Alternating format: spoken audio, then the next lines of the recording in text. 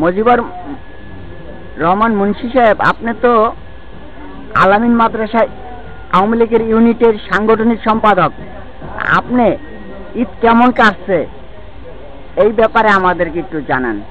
আমার আলামিন মাদ্রাসার মনোরঞ্জন মাদ্রাসার পক্ষ থেকে বিভিন্ন আয়োজন করাইছে, বিভিন্ন মিলাদের আয়োজন করাইছে, নমাজের আয়োজন করাইছে। আমাদের এলাকায় কোনো মারামারি নেই, কোনো দুর্নীতি নেই, কোনো সন্ত্রাস নেই, চামড়া নিয়ে কোনো মারামারি নেই। আমরা কিছু চামড়া কিনছি, ওগুলোকে অনেক টাকার লোকসান হয়েছে আমাদের মনোরঞ্জন ব্যবসায়ীরা, কিন্তু এলাকায় কোনো এমনি আপনার ঈদ কেমন কাটছে? আপনি ভালোভাবে ঈদ কাটছে। আপনি যদি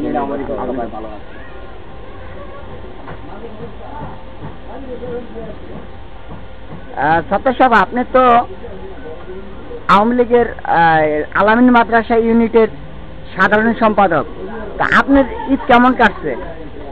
ঈদ তো মোটামুটি ভালোই কাটছে, আবার ভালো কাটে নাই। চামড়া ব্যবসা করছি তো, চামড়া ব্যবসা কিছু লস খাইছি, ওইটার জন্য আমরা একটু দুঃখিত আছি। তারপর ঈদ ভালোই করছি আমরা ইউনিটের পক্ষ থেকে।